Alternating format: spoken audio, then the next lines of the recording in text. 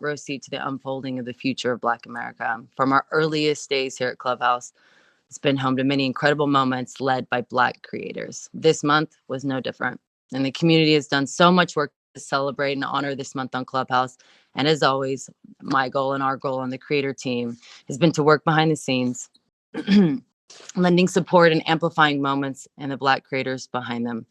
Next week, we'll dedicate this part of our town hall to an extended highlight and recap some of these incredible creators and moments. If you have any conversations that you would like to be included or you think are deserving to be included in the Black History Month highlights, please reach out at townhall@joinclubhouse.com. Again, townhall@joinclubhouse.com. We'll actually be using this in the future, but this week specifically, we just want to collect some of the highlights and suggestions from you guys. Thank you, Steph. That is, that's great. That's a really inspiring week and a really inspiring set of people here, as always. So, thank you. All right, moving on next to product roadmap and then Q&A for the meat of it. So, product roadmap. I apologize again. Like it's so funny when we think about our product roadmap. We end up kind of projecting 2 weeks out at all times, because that seems to be the most we can project because things are changing so quickly. And, the biggest thing that we've been working on is just scaling and infrastructure to support growth. So we hit 10 million weekly active users this past week. So things have been moving really quickly all around the world. It's just been absolutely amazing to see so many people, all of these incredible creators and community members joining from so many different countries around the world. And our number one job has just been to keep up with that, keep the servers up, make sure you're not seeing red error bars, and make sure that we're scaling things like support, trust and safety, and everything else that go along with that. And so it's definitely, slowed down our feature development work, but we really need to prioritize that first. So we're working around the clock. We're working on scaling up the team. And that's really our big goal right now, is to keep the servers up. So I apologize for the shifting targets when we talk about what features we're intending to ship. But I'll tell you the most that we know right now, which is we continue this next week. We're going to continue to focus on scaling and everything around that. The other thing that we're trying to do is pull up in-app club creation, because I know we have a big batch of clubs that we were hoping to process this past week, and we didn't get to do it because we needed to focus on all the scaling stuff. So our apologies for that.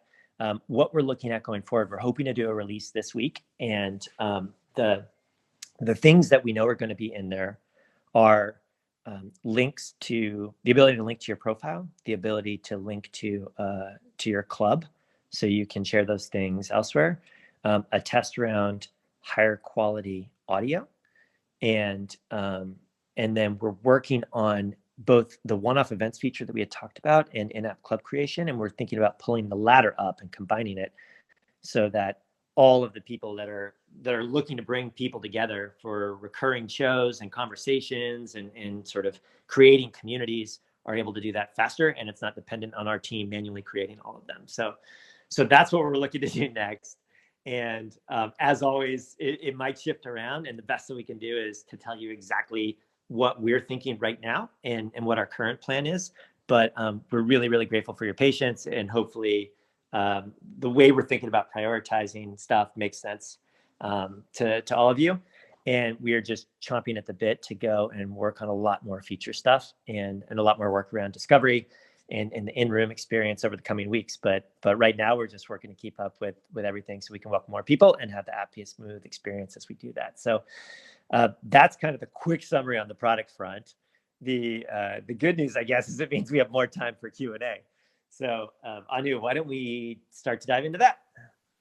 Let's do it. And then also a reminder that I think, Paul, you mentioned this at the top, but you can still submit questions right now, and we can try to get to them real time, which we really love to do when we can. That's right. Support.joinclubhouse.com. Scroll to the bottom, submit your question.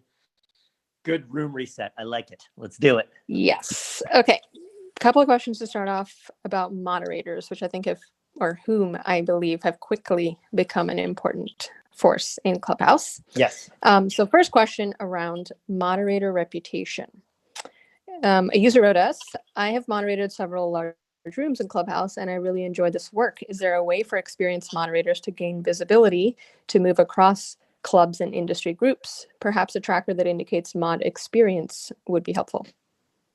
I love that idea. So the question here is, could experienced moderators lend their support and host other conversations, outside of their club or for other people? And is there a way for us to like help increase their visibility? I love that idea. So the way it's working right now is it happens behind the scenes quite a bit, right? It happens manually. There are a lot of collectives and sort of groups of people that all kind of cross-pollinate their clubs and sort of guest host and appear on other people's clubs. So it happens informally all the time. And so the things that I would like us to do, one is to I love the idea of having something in app that indicates that you're a really experienced moderator. What we've thought about doing before is tying that to some sort of training or certificate that we could provide that lets people know that you've gone through that, and that you sort of have all that. You have all that formal experience, right? The other question is, how do you let people know that you're just a really good moderator? Because if people have the same level of experience, like other people could have a reputation for just being really, really good moderators. I guess the way it happens is through word of mouth. And since it's a live group audio app, there's a lot of opportunity for word of mouth to spread. Some people could put it in their profile. I imagine that they're open to moderating other events. They can mention it at the end of a really successful room that they do. So people find ways to do it informally. And, I'd love to have ways for us to have something on the profile that indicates some level of certification or training has been completed. But I also love the idea of us finding ways to match people in the background. Now, Steph and her team have been doing that informally for a lot of people. They reach out, they ask, hey, I'm thinking about doing a show on this. Who would be a good guest? Who might be a good host to come help out? So a lot of the work happens through Steph manually. And we've talked this past week about ways we could productize that, but we haven't done that yet. So I love that question. There's not like a tight answer to that right now, but philosophically, we're totally behind that. And I imagine we're going to launch more stuff around that in the future. Definitely. I thought of the matching requests that we've gotten a ton of in relation to this. Oh yeah. One other thing that I've noticed is that I've also noticed that there are a lot of brands that want to host conversations and they have something that they want to do, and they will come to us and ask who would be a great person to help us put this together. There are people that are starting to build production companies specifically focused on creating shows on Clubhouse. And there are brands that come to us and want to be paired with a production company or with a host.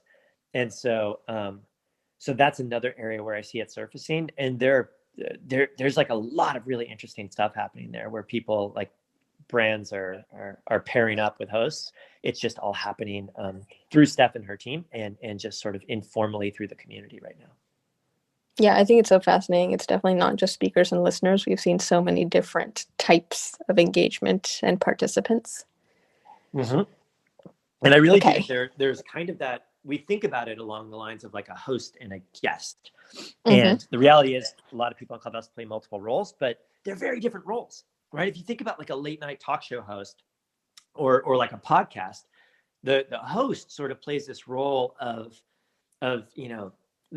sometimes they'll do like the monologue, like tell the news through jokes, and they sort of set the tone for the show. But what they do is they figure out ways to bring the best out of the guests, and they that's all they're focused on is really just shining the light on the amazing things that these guests have done and want to talk about. And through that, they build an audience every night, because every time a new guest comes on, people who really like that guest come to the show, and that grows their audience over time. And then new guests want to come on because they have that, the host has that audience and that reach, but they're very, very, very different personalities, very, very, very different profiles. And so it's one thing that's unique about Clubhouse, unlike something where it's one person who's posting text or photos or videos, it's a group conversation. And I think the role of the host and the role of the guest are actually quite different when you think about like more formal shows on Clubhouse. And so we want to make sure that we recognize that and we build the resources and the tools to support each of them. Okay, secondary question about mod badges. I love it when people refer back to what we said the previous week. So this question is, last week you talked about the idea of making the moderator badge invisible or other options to prevent some of the gaming behavior we might be seeing, I think around like status related to mod badges. Can you explain your thinking about this a bit more? Yes, I could certainly try. So I don't know what I'll say that's new here, so I'll try and keep it brief, and then Anu, tell me if you think there are other things to hit on. So right now, like originally when we started Clubhouse, there was no concept of a moderator. Well, in the very first version, the whole app was one room and everyone was the speaker always. But when we started to add the split between the speaker and the audience, we originally didn't have the concept of a mod. And so anyone who was up on stage could invite anyone else on stage. And it wasn't good. Like it created this sort of this situation where the creator of the room really lost control quickly. And they might start the room with a really specific conversation of mind. They'd bring someone up to ask a question. Then they would add 2 people, and they would add 3 people, and they would add 5 people, and suddenly you'd have a room with like 30 speakers, and it was really hard for the creator to realize their original vision for the room. So we added this concept of a moderator. So if you start the room, you're the mod, you have the little green badge that I have, and you're the only one who can bring people up and move people down. And you can also make other people moderators. And the way we expected it to work was that people would make like one other person a mod, or maybe 2. Like I made Anu a mod so that she could bring up people to ask questions while I was talking through the highlights. And that's often what happens in rooms. But I think in other rooms, what happens is people will make a lot of people mods, and they'll do it almost as like a sign of respect or an acknowledgement that they value the person in the room.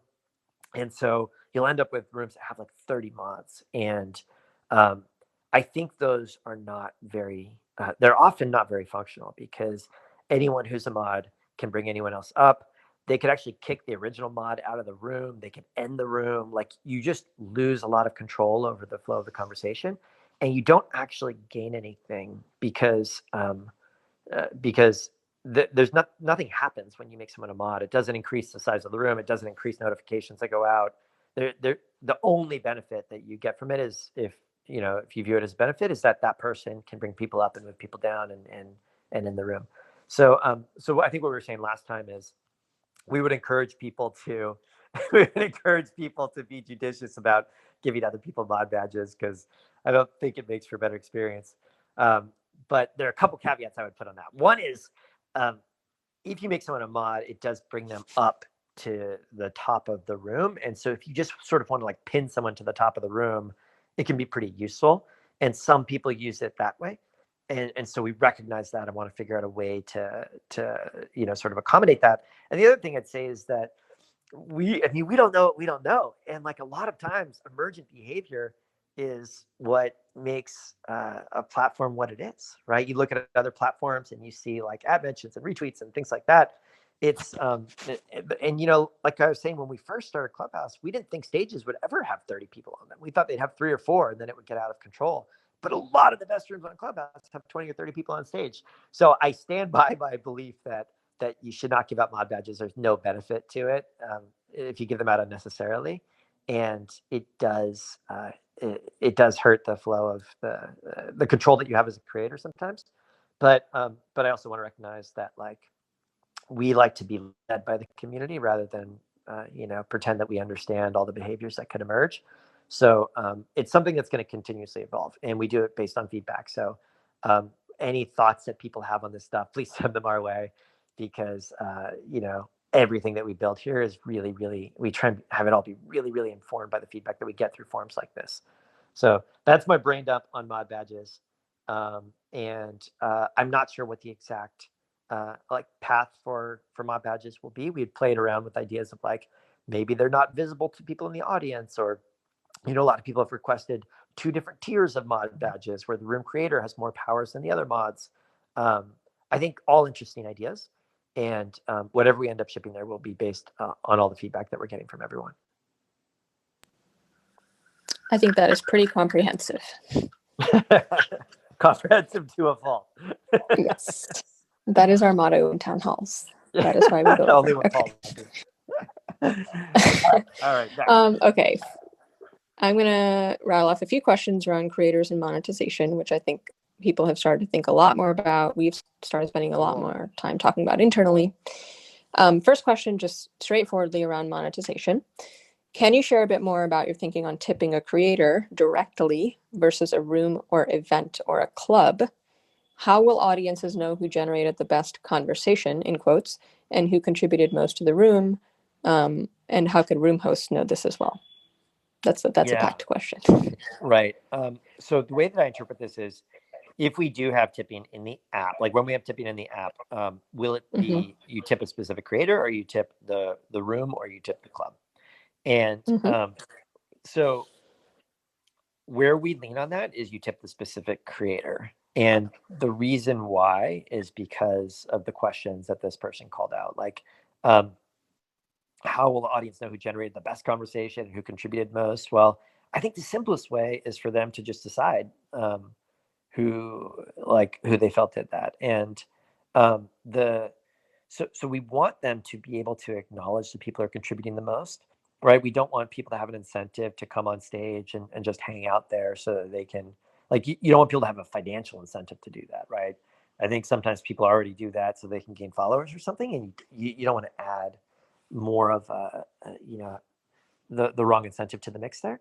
The other thing that we don't want to do is add a lot of overhead to the role that the creator has. Like, we want to encourage people to create rooms and to create clubs and to host these conversations. And if suddenly they're in a position where they need to take funds and divvy them up among people who might be their friends and deal with all that sort of stuff, that's probably stressful. That's probably not a good experience, right? And so we think the best path is probably just to allow people to pay other people directly if they want to do that and thank them for something that they've done. And then the question around, like, we talked about, like, should the host of the room get like a cut of it, like the house gets a cut of something, so to encourage people to start rooms and to do the work to bring people together? Or will the audience naturally tend to tip the host because they appreciate that and they sort of recognize that that's a norm that develops? I think in general, like, we want to keep things simple. And the other thing that I would say is we really want to learn. And so I imagine that when we ship the feature, we want to roll it out first to a subset. Think about some, like, objective way that we can pick a small subset of the user community and roll it out to them for the first couple of weeks and just sort of learn and see what's happening that we might not have anticipated, and what works well and what doesn't work well, and we can refine it and quickly iterate on it and get it to the right point, because there are a ton of unintended behaviors and consequences each time you introduce any sort of new feature. And I think with creator monetization, it's probably that's probably even more true than with other features. So we just want to be really thoughtful and try and learn as fast as we can on that. But the baseline answer here is we're thinking about doing it at the creator level rather than at the room or the club level. Yeah, I think that's an interesting part of this question is, like, how would the audience know who to contribute to versus how would the, like, room creator know who to distribute to? If there's like a group of people, that, which was kind of a sub point of this. I know we kind of addressed it, but I felt like in this question, that's the other part that they're asking. You mean like if the room creator knows that someone did a bunch of work behind the scenes? Exactly. Or, like, let's say I'm the moderator and I earn all the tips, but, like, I had a bunch of amazing guests, right? It's like, maybe I want some analytics or something to help me figure out how to distribute. I don't, but I think that, like, I worry about you ever having that responsibility. Like, it's a lot of weight. Not you. I mean the host. Like, it's stress, right? I don't want them to have to think through that. And so I do imagine, like, I might be like, hey, thank you so much. It's been a great conversation. Like, I just want to call out Anu did so much of the work behind the scenes to make this thing happen. So I really appreciate that. And, like, I imagine that there's going to be so much behavior around what people say verbally, which can be good or which could be bad. And so that's the other sort of thing that we want to learn by running like the quick pilot on these things. But I think a lot of that stuff can just be done verbally. I think people will find a way to do it. Definitely. Okay, couple more quick questions on this. So creator sponsorships, which we've been hearing about or getting questions about. What is your position on room creators or mods being sponsored by brands or orgs? Do we have any rules around that, specifically around accepting money for hosting or putting on a conversation in Clubhouse? I want to build tools to support that. I think that's amazing, right? So I think that the types of monetization that we talk about are like subscriptions in the form of like club membership fees or something like that club creators could charge, membership dues. We think about one-off events for people who are staging, musicals and special interviews and fireside chats. We think about just direct payments that people could use for tipping or for other types of things. And then brand sponsorships is one that keeps coming up, and I think that's a good thing for creators and a good thing for listeners if brands want to come in and start a club and put together great conversations and bring on great hosts and great guests, and that feels like something that's a net positive for the community. And I want to find ways that we can formally support that, because I think that's a really good thing. I think like that model has proven that it works pretty well. It's something that ties into people's existing models pretty well. And I think we're getting tons of questions, like I was saying a bit earlier, from brands about how they can do that, and they have budget and they're willing to help sponsor and pay hosts and guests and people who are doing those conversations for them. And I've heard from a few people this past week who said they're now doing Clubhouse full time, and that's how they're supporting themselves. And I think that's amazing. So I want to continue to look for ways that we can formally support that and reduce the friction and make it easier for everyone. Yeah. And I think we have gotten a few questions from people directly. Hey, here's a specific offer I've gotten or something. I know if we don't formally support it right now, I think we would say please feel to reach out to us and ask us questions directly about specific situations. Yeah. We can help you work through any of that stuff. But we would love to formally support all that stuff. Yep. Awesome. Okay. Another question around creators and monetization is about in-app currency. So a user said, we've heard about some coins or currency for creators that could be used on Clubhouse. Are these affiliated with Clubhouse? And would you recommend creators use them? If not, do you plan to have a Clubhouse currency in the future? These are not affiliated with Clubhouse. I'm not sure which ones they're referring to. I would not recommend that people use them, because I don't know much about them. And when you think about people doing that, I worry about the potential for, scams or unauthorized things. Anything that involves sort of off-band transactions of, transfers of money, like that makes me, I would not encourage that. We do plan to formally build in all sorts of different ways for creators to transfer money and to get paid directly for the experiences that they're creating. And we're planning to do that sooner rather than later. So I'm not sure which ones these people are referring to, but they're not affiliated with us. We want to build all that stuff natively into the app, so it's really safe and frictionless and easy for everyone, and to maximize all the economics for the creators. Okay, I'm gonna now, I think these are some more rapid fire questions we could probably do, because I want to do our best to get to all of our questions today. Yeah, cool. Sounds good. Okay, so on clubs, club creation limit. There have been some rumors floating around. If you apply for your own club, will you be disqualified from, I guess, having more clubs if somebody else has already made you an admin of their club? No, I don't think so. So Anu, you would know the answer to this. Do we have yes, the answer is no. Okay, the answer is no. No, yeah. That's great. What I would say is that, like, as we work to build club creation into the app directly, what we want to do is make sure that that clubs that are inactive do not get in the way of clubs that are active. So that, or when you search, when you go through the club directory, that you don't see a flood of clubs that were just created that never really host rooms and never really do anything. And so the way we think about it is, let's make it as easy as possible for everyone to create clubs, but let's make the best, most active, most engaging clubs float to the top, so that people know which ones they should join. That will lead to the most high quality conversations that they can take part in.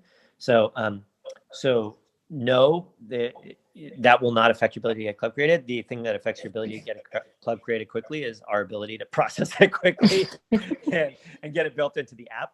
And so it really is a priority, because we know that this is not a good experience for people. And so we're thinking about how we can make it really frictionless, and then how we can sort of rank them. Like, should it be based on, like, if you go into the topic directory, should it be based on how many rooms that club has hosted this past week, or the retention rate of those rooms, or how many people who you follow, or what percent of people that you follow are also members of that club? And should that be should it be the function of the club size, so that if 5 friends of yours are in a small club, that's more meaningful than if 5 friends of yours are in a really big club? There's a lot of stuff like that we can take into account with the ranking. And we just had our first discovery engineer join the team last week. So we're working on a lot of that stuff right now. But in the meantime, no, like, feel free to be an admin of one club and start another club. That's great. We encourage it. Okay, club discovery. Can you make it easier to show the clubs that I started or lead on my profile, and also to invite people to my clubs directly from their profiles? Yes. So, okay. Show the clubs that I started or lead on my profile. Yes, totally. So right now, the way the clubs are displayed on the profile is really bad, right? They're these small circles. They don't show the names. It's really, it kind of treats them equally, regardless of whether you started them or whether you are just a member of some large club. And so we want to do a profile refresh that makes that easier to see. We also want to show upcoming events that you're going to be co-hosting on your profile. And then the other thing that we're thinking about is, when we allow you to create a club directly from within the app, where should the entry point be? Should it be in the topic directory? Should it be on your profile? Should it be in the settings or somewhere else? So all of that stuff definitely needs a scrub.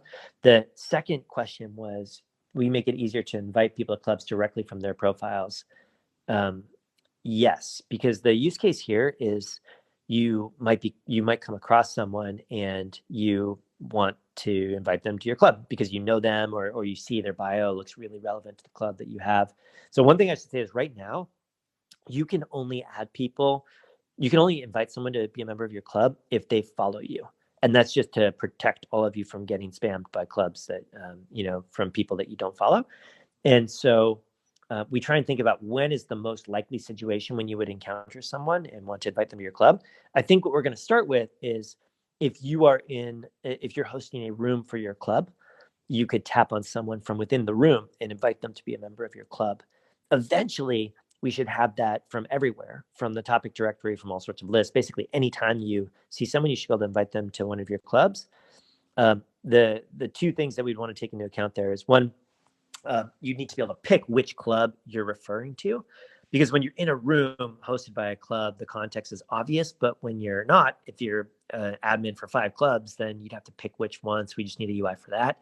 And then we'd also have to recognize that you'll only be able to do this for people that follow you. So we might need to have some sort of UI that makes it clear to you why you're able to add this person to a club, but you're not able to add that person to a club. And I don't think that's a huge deal, because we already have certain situations in the app where buttons show up if that person follows you and they don't otherwise, but it's something that we just need to take into account. So the first thing that we're going to do is add someone to a club when they're in a room that your club is hosting.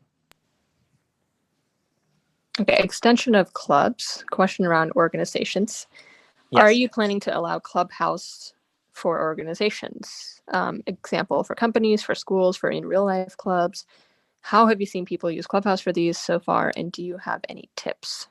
Oh yeah, people do that all the time. So I love that. So if you don't know, you can create a club that is, you can create a club and you can meet privately as a club. You can hide the member list so that it's not public to others. So if you want to have a club for your company, for your school, for your organization, you can do that. And we encourage people to do that. Like people have done that, and they use it all the time. And I think that's a great use case for it. So let's see, any advice on that? So um, two things I'd say. One is, if you have a large group of people that you want to invite because they're all part of this, school or org, talk to us, send us a note, or it's probably just send us an email, support@joinclubhouse.com, and let us know, and we'll try and work with you to figure that out. And then the other thing I would say is, schedule an event. Like, a lot of times people start a club and then it's not really obvious what the next step is. A club is really a conversation series, right? It's like it's this implicit agreement that you're going to get together and you're going to talk and you're going to host rooms. And so if you start a club and don't schedule rooms, it kind of defeats the purpose of the club. And so if you're going to do it, what I would do is pick a time, send out a note to all the people that you want to invite, and say, we're meeting this Thursday at 7:30, and here's the link. And then tell people to add it to their calendar. And, because when you're starting a club from the ground up, you're often going to be inviting people who are not on Clubhouse yet, if you're trying to bring on an organization. And so you really need to get that liquidity, right? You need to get enough of them to all come to the same room at the same time. And if they're not used to using Clubhouse, that might be harder. And so yeah, I would say, let us know if you need to bring on an organization and like en masse, and like we can try and get that set up, and then schedule a time in the calendar and tell everyone to add it to their calendar and give them a link, just like you would if you were having like a monthly meeting for your club, or a Zoom meeting, and that'll really help get it started. And then I guess the last thing is I would encourage people, once they're in the room, to nominate other people from that organization or from that company, so you can use the strength of that group to get everyone from that group on board. Yeah, we've had some fun suggestions before about doing, like a welcome room for groups or for orgs or clubs. Oh yeah, I love that. That's a great idea. We'll think about a lot more cool stuff for this, I'm sure, going forward. Okay, few more. I'm going to run through these questions because I do want to get to our trust and safety questions, which we always want to talk about as well. I'll okay, go so rapid fire. Okay, private room, or related to private rooms. A lot of questions have been asked about public rooms for events, shows, etc. What kind of things are you considering to improve the social and private room options? Yeah, so boy, like, I think that I like, a lot of people use private rooms, and a lot of people are increasingly using social rooms. So if anyone doesn't know what a social room is, they're really cool. So if you tap the big green button and you go start a room, you can change the privacy setting from the default open setting to a club room, room for a specific club, members only, or you can make it totally private, where you can just hand pick the people who are going to be in the room, or you can make it what we call a social room, where only the people who you follow can join. So not the people who follow you, but the people who you follow. And so it's all people who you think are interesting, and it tends to have a much more intimate feel, a much more friends of friends feel. You can expand it out by if you make other people mods, then people who they follow can join. And so people who use social rooms, they tend to love them and use them over and over again. But I think they're not very discoverable, so not too many people use them. They also get more useful as you follow more people. And so they're less useful when you first join Clubhouse. So that's kind of like the overview of how they work. What can we do to improve that experience? There's a lot we can do to improve that experience, right? Like letting you know when other people are using private rooms and social rooms, allowing you to more easily get them started without having to leave your current room, allowing you to ping in friends. Like, it's not a short answer, but there's so much that we can do to improve those, and they're really, really primitive right now. And so yeah, I think, like, probably not in the next couple releases, but in the weeks that follow, it's something where we're going to be investing more time and energy. What kinds of things are we considering to improve them? Also hiring. Hire more. Yes, that is right. That is a good plug. We're hiring a lot of people. If you would like to come build some of this stuff, please go to joinclubhouse.com and scroll down to jobs and apply to join the team. That would be amazing. All right, okay, 17 Q&A. Minutes left. Let's go. Yeah, okay. I'm going to do these as like a rapid fire feature request. So like the next 4. Would love to have a chat feature to be able to ask questions. So like a Q&A submission feature. Yes. So there are a few things there. There's like DMs. There's the ability to submit a question when you add text when you ask a question. And then there's like an open chat feature. I don't think we're going to have the last one. The submitting questions via text, I think that's a good idea, but it's a spam vector. So we just need to make sure that would be a good experience. And then DMs, I think we should have, but there's a lot of stuff to be thoughtful about there, mostly around like the permissions for who can DM you and how does that change when you're in a room, when you're planning a conversation, when you're not in a room. So in the spirit of rapid fire, yes, I think we want to have that too. It's just a question of doing it in the right way. Next. Okay. Frequently requested. Something in the way of a do not disturb option. So is there a way to minimize when someone requests for you to come on stage? Yeah, I'm going to leave it at that. There's a long paragraph, but I think the question is there a way to kind of signal that I don't want to be a speaker right now? Yeah, well, I mean, you could tap you have to respond to it, right? So like there's a button that says maybe later. And if you tap on that, it'll tell them like, oh, sorry, they can't join right now. And everyone understands when you do that, right? Like they know Clubhouse is designed for multitasking, and that a lot of times you're busy, you've got kids screaming in the background, you're driving, you're with friends, and you can't join. So you can just tap the button and it will go away. I think what the question's probably trying to get at is they don't want to reject the person, but they just want they want that to go away. I don't know if you can swipe it away right now, but I can't remember, but if you can't, it would probably make sense that I think you can't. You cannot. Yeah, you should probably be able to do that, because then it's sort of like if you want to have the plausible deniability and all of that, like you can just, yeah, I feel like we should add that. I think that's a good suggestion. Or we change the copy to deny politely. Okay. Feed filtering question. Yes. This person basically says they've been seeing rooms in multiple languages. Yep. And I think the interesting part of their question is there a way to see why I'm seeing a room?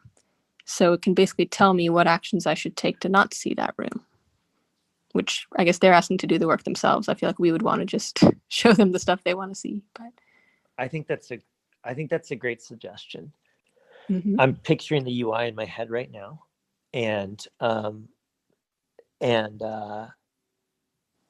yeah, I kind of love that idea.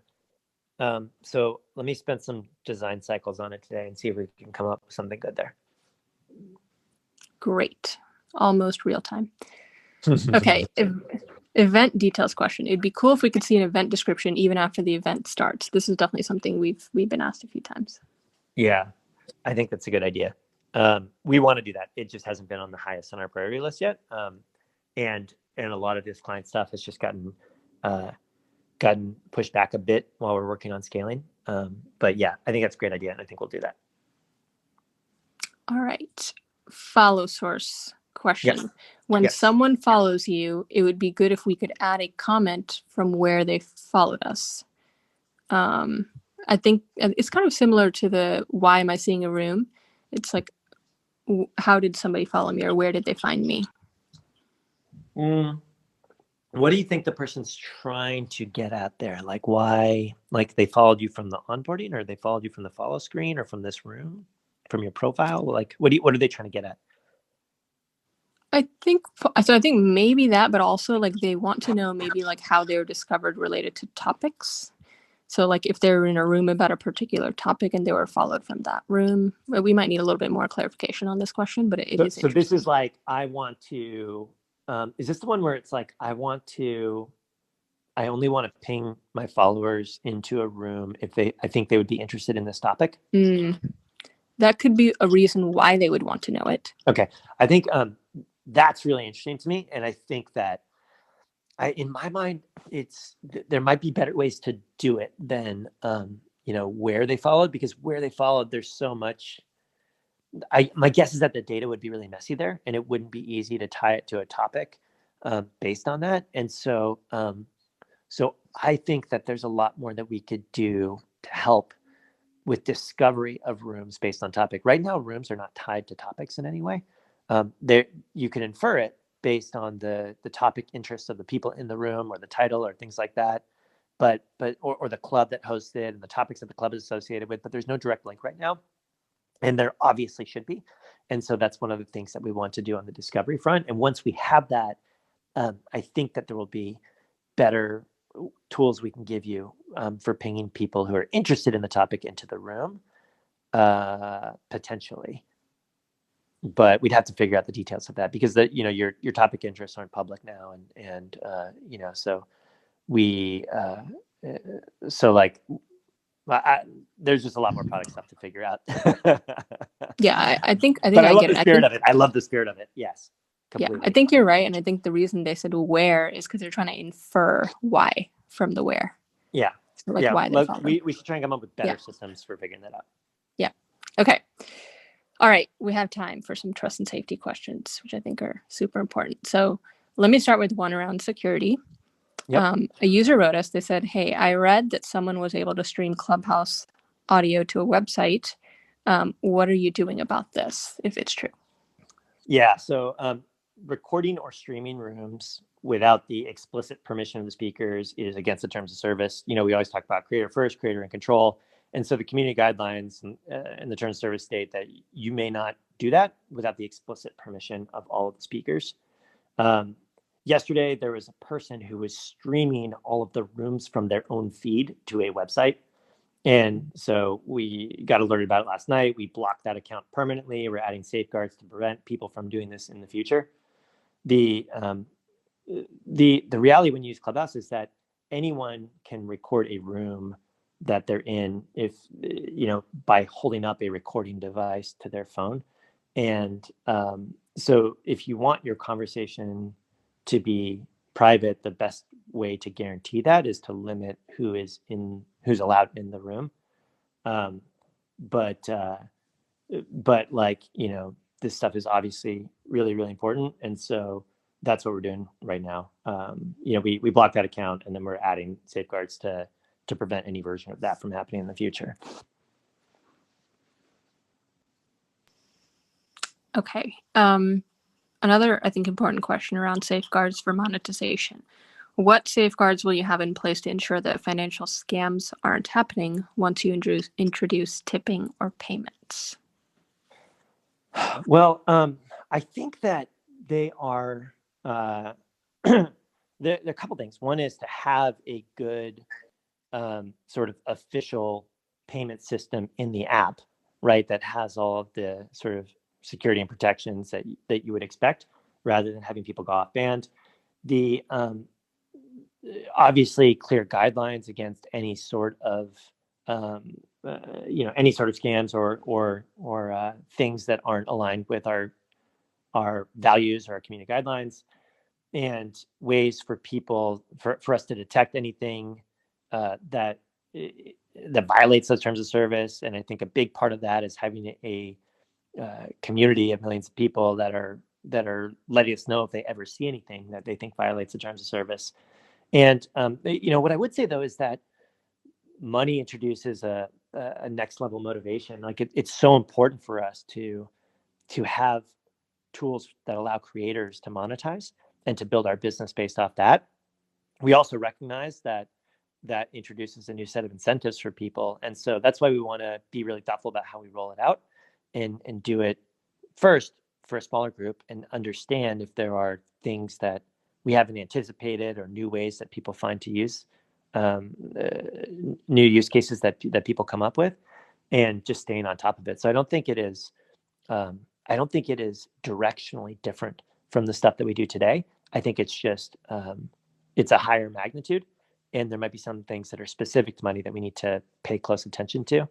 And so, yeah, there's not a single answer for that. It's like we just have to appreciate, what the potential is, and really be thoughtful and vigilant about it. Next question, also around, I think, an element of detection and being proactive. Now that the app is growing with so many rooms around the world, how will you be able to detect when there are dangerous conversations or even groups joining? I think that the main thing that we think about that could be different from like what we did in the early days of Clubhouse is making sure that we have support for multiple languages, and we can investigate incidents quickly, even if the conversation is happening in another language, and we can understand what's going on there. So the app is not localized into any other languages, but people are using it in other languages. And so we've been staffing up our trust and safety team to be able to support all of the most popular languages that are happening there.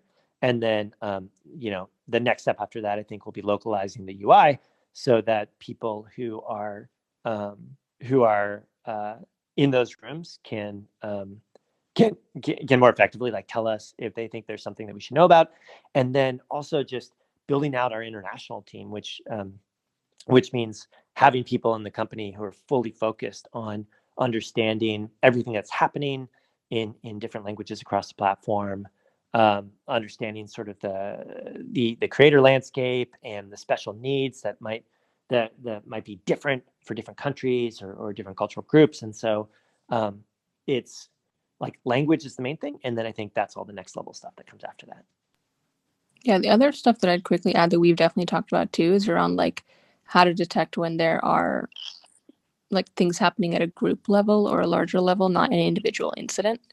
I know we're going to talk a lot more about that, but I think that's the thing that we've talked about a lot, which I think is important to note. Yeah. Okay. 3 more questions here, and then yes. I want to try to do a couple of real-time questions. What are our thoughts around mental health conversation, or I guess safety with regard to mental health conversations on the app? So one thing that we've thought about is, well, I guess a couple things. One is I think that there's a lot of good that can be done when it comes to mental health with an audio platform like this. So we've seen so many people go and build out support groups, just lots of different versions of wellness, therapy, advice, support, mindfulness. Like I think there's a lot of good that can be done through the medium where you don't have to worry about what you look like or what your house looks like, and the audio is just a really powerful platform for this. Things that are the more on the trust and safety side that we think about, like self-harm is one of them. So we've thought through how we can do that if there's an incident happening in a room. It's obviously something that we prioritize from an investigation perspective with our team. But are there resources that we can provide to people who are in the rooms, to the person who was reported, to try and help them? So we basically have special designs that we've been working on that are geared at specific incident types like self-harm.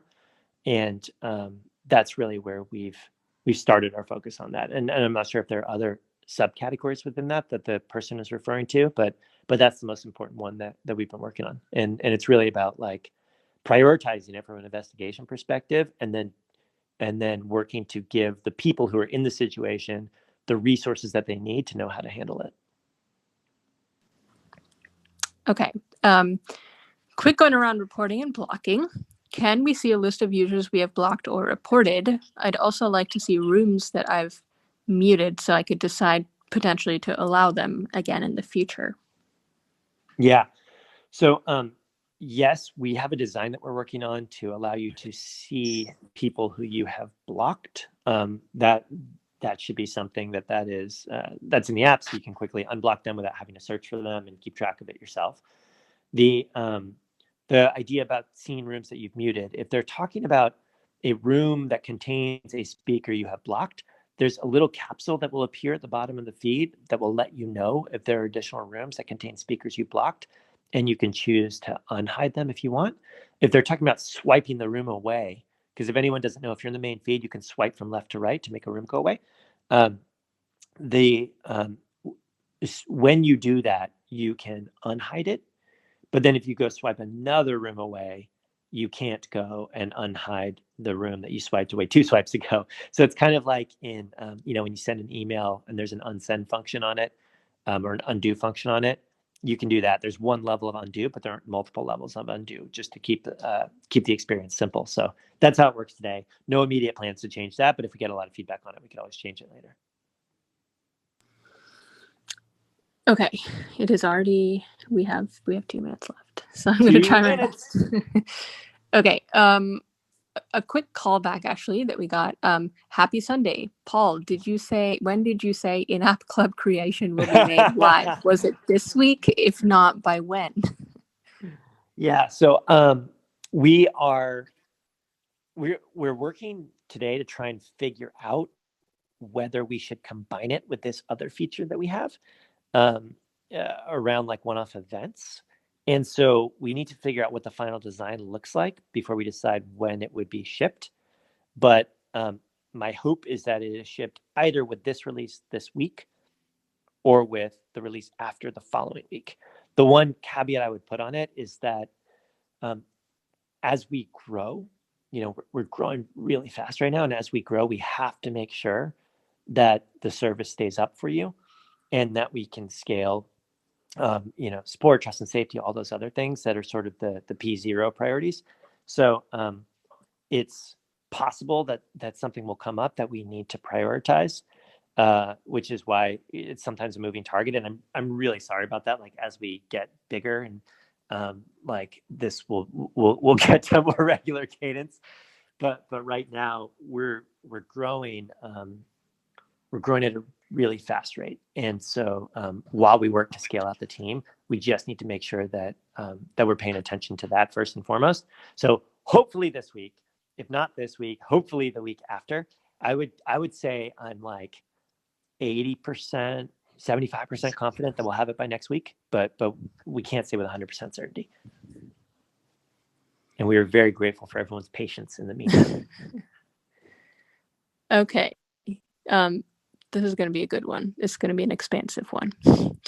Question around unlimited rooms. I see right now we have over 8,000 people in this room, which is definitely a step up. I have seen some larger rooms this week up to 6,000 and 7,000 people, wrote one of our users. Once there are no limits to the room sizes, what kinds of events do you think you will support? For example, concerts or even press conferences? Oh man. Yeah. So where we are on the room size is, it's so funny. We used to I remember when we started to have rooms that were like a couple hundred people and we're like, wow, there are 200 people in this room. This is crazy. And we didn't know how many we could support. So we're like, we should probably put a cap on it at like 1,000. I don't know if we'll ever get there anytime soon, but like we should cap it.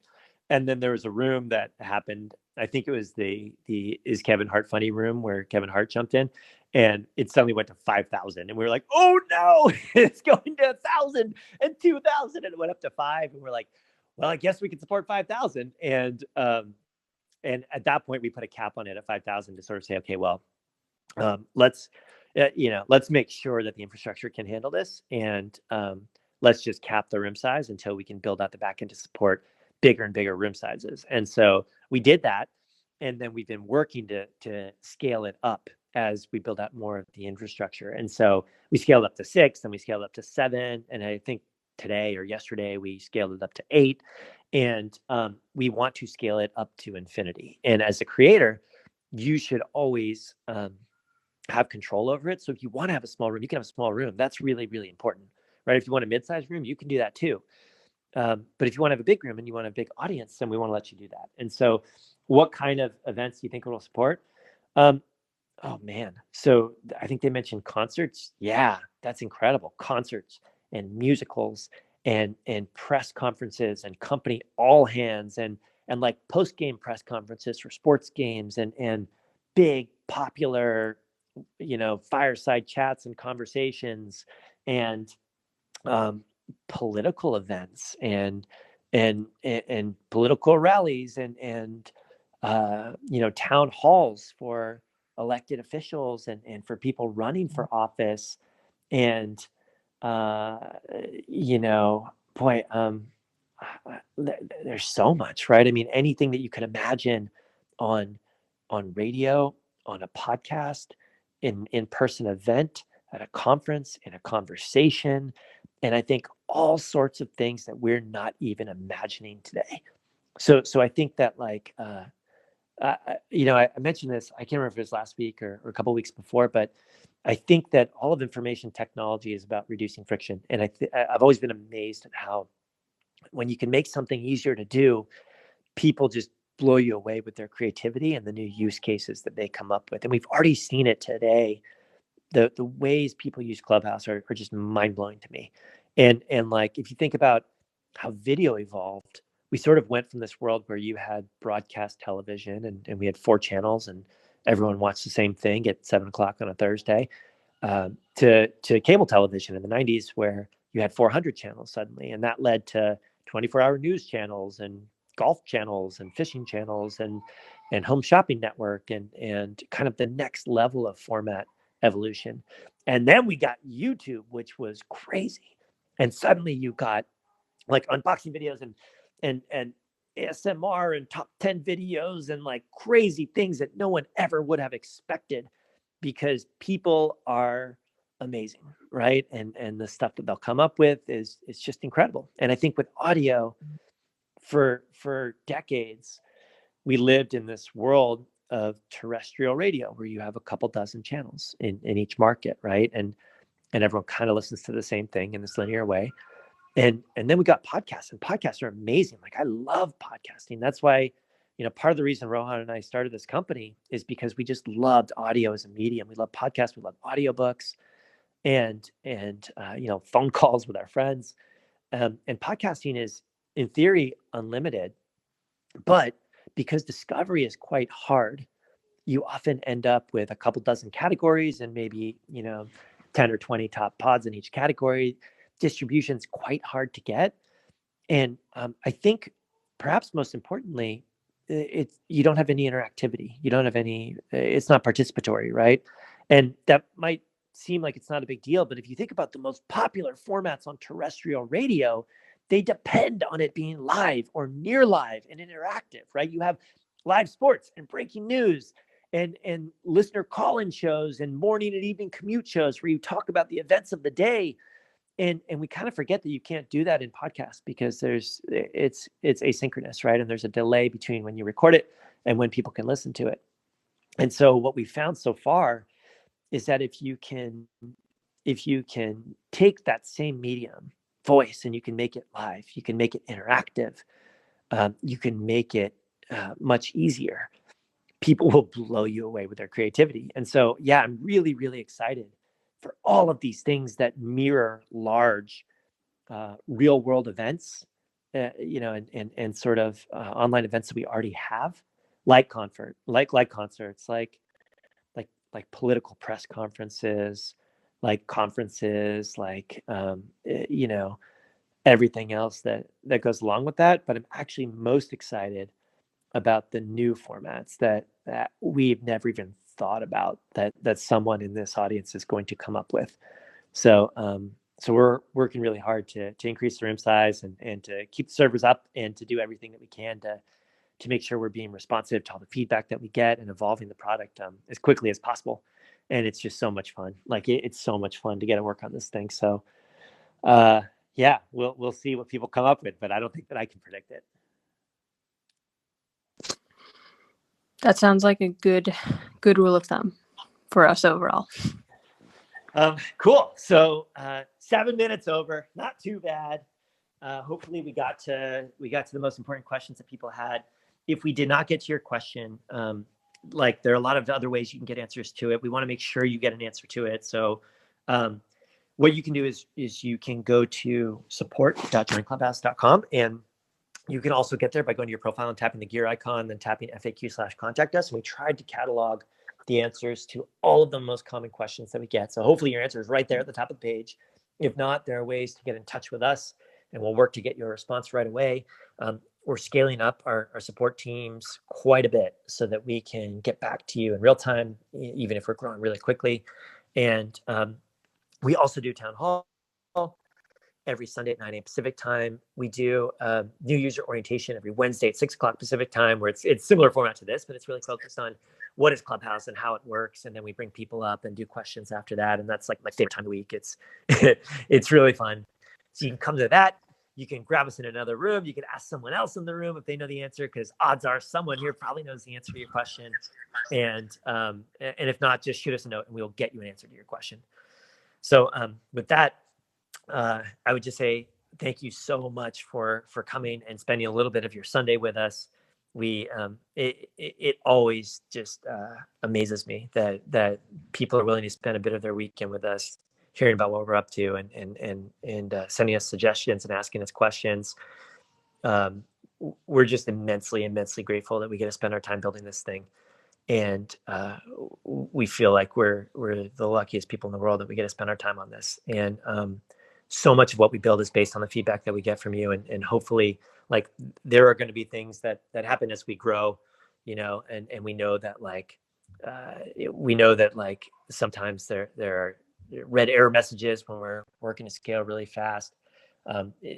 If nothing else, I just want you to know how much we appreciate your patience on all this sort of stuff.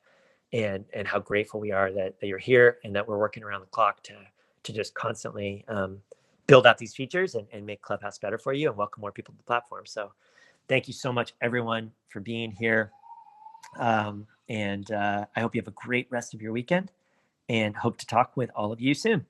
Have a good weekend, everybody.